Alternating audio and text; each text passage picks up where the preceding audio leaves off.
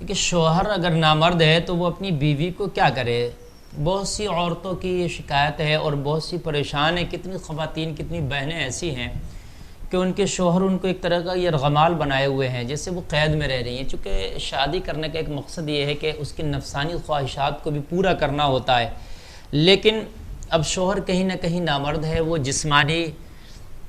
جو ہے ایسے مرض میں مبتلا ہے یا اس نے اپنے آپ کو تباہ کر لیا، برباد کر لیا۔ بہت سے لوگ ایسے ہوتے ہیں شادی سے پہلے کچھ ایسے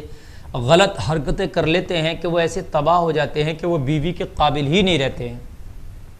پھر ان کی بیویوں کے سامنے ان کو شرمندگی محسوس ہوتی ہے اور پھر جو ہے ان کی بیویوں کی بھی زندگی برباد ہوتی ہے۔ تو آخرکار ایسے مرد اور ایسی عورتیں کیا کریں جن کا شوہر نامرد ہو؟ اس کے تعلق سے میں بتاؤں گا، لیکن یہاں پر ایک بات میں بتا دوں کہ میں ان نوجوانوں سے گزارش کرنا چاہوں گا جو شادی سے پہلے غلط فعل میں مبتلا رہ کر اپنے ذہن کو گندے خیالات میں ڈبو کر کے اور اپنے آپ کو تباہ اور اپنی جوانی کو تباہ کرتے ہیں، یا موبائل پر گندی اور بڑی فحش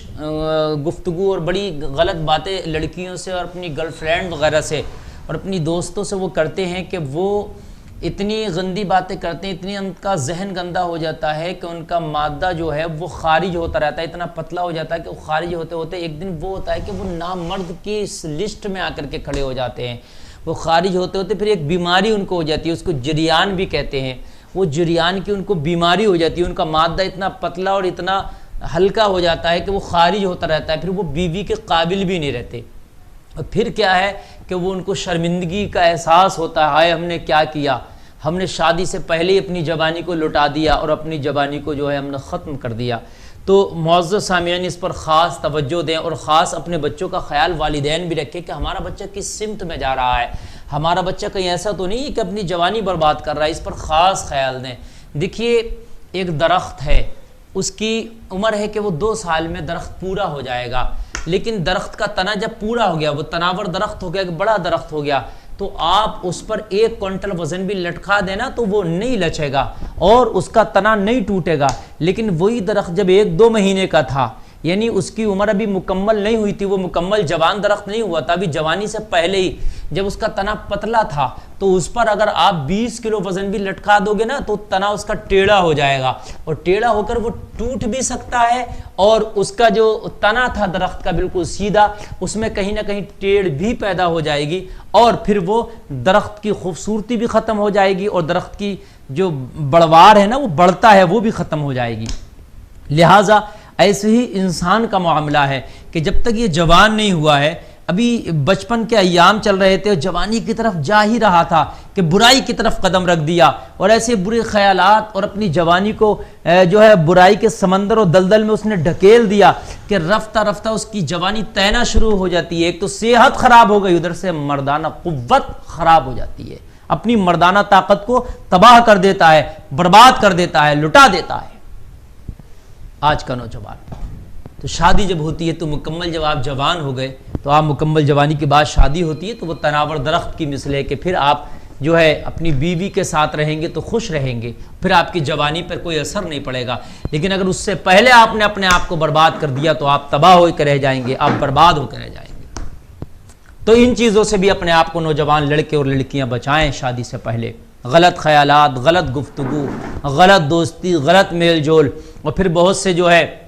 اپنے ہاتھوں سے جو ہے زنا کر لیتے ہیں اور اپنے ہاتھوں سے اپنی جوانی کو تباہ و برباد کرتے ہیں۔ میں گزارش کروں گا کہ اپنے آپ کو بچائیں، یہ دنیا کی جو ہے ندامت ہے، بیوی کے سامنے شرمندہ ہونا ہے، اور پھر نوبت جب آتی ہے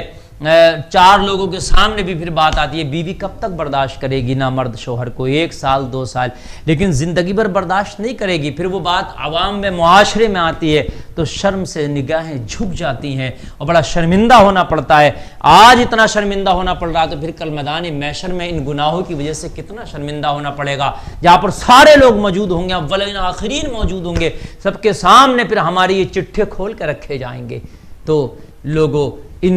حرام کاریوں سے باز آؤ، اپنی جوانی کو بھی تباہ و برباد نہ کرو۔ اب اگر کسی کا شوہر اگر نامرد ہے تو دیکھیے پہلے تو شادی کرنا ایسی کنڈیشن میں مرد کے لیے کہ وہ نامرد ہو، اس کو پتا ہے کہ میں اپنی بیوی کی نفسانی خواہشات، اس کی جو جسمانی خواہشات ہیں پوری نہ کر پاؤں گا، اور جو اس کی نفس کی بھوک ہے اس کو نہ مٹا پاؤں گا تو پھر اس کو چاہیے کہ وہ شادی نہ کرے۔ ایسے حال میں شادی کرنا اس کے لیے جائز ہی نہیں ہے۔ شادی کے بھی الگ الگ درجے ہیں نا، سنت ہے، کہیں واجب ہے، کہیں فرض ہے، تو کہیں ناجائز بھی ہے شادی کرنا۔ جب اس کو لگ رہا ہے کہ میں اپنی بیوی کو مکمل طریقے سے خوش نہ رکھ پاؤں گا، اس کی جسمانی بھوک کو نہ پورا کر پاؤں گا، تو پھر ایسے حال میں اس کو شادی کرنا جائز نہیں ہے۔ لیکن اگر پھر بھی کر لی تھی اور اس کو یقین تھا کہ میں اس کو نبھا لے جاؤں گا اور اس کی خواہشات پوری کر دوں گا، یا کشم تک کروں گا کہ نہیں کروں گا، اور اسی کشمکش میں شادی ہو گئی، لیکن کسی بھی اعتبار سے اس کی نفسانی خواہشات کو وہ پورا نہیں کر پا رہا ہے، اس کی نفس کی بھوک کو پورا نہیں کر پا رہا ہے، اب بیوی پریشان ہے اور اولاد تو پیدا ہو ہی نہیں سکتی ہے، تو ایسے حالت میں اب کیا کرے؟ تو پھر اس بیوی کی زندگی تباہ و برباد نہ کرے، یا تو علاج کے ذریعے اس کو یقین ہے میں صحیح ہو جاؤں گا، تو اتنا وہ انتظار چلو کرائے، اپنی بیوی کو علاج کرائے، لیکن اس کو یقین ہے کہ اب علاج کے ذریعے بھی صحیح نہیں ہوں گا، یا ڈاکٹر نے جواب دے دیا، تو پھر ایسے وقت میں اپنی بیوی کی زندگی برباد نہ کرے، تباہ نہ کرے، پھر چاہیے کہ اس کو طلاق دے کے اپنی زندگی سے جدا کر دے، کسی اور کے ساتھ وہ نکاح کر کے، تاکہ اپنی وہ خوشگوار زندگی گزار سکے۔ اس کو پھر یہ غمال کی طرح بنا کر نہ رکھا جائے، کیونکہ شادی کا ایک مقصد اولاد پیدا کرنا بھی ہوتا ہے۔ نبی نے فرمایا میں اپنی امت کی زیادتی پر فخر کروں گا،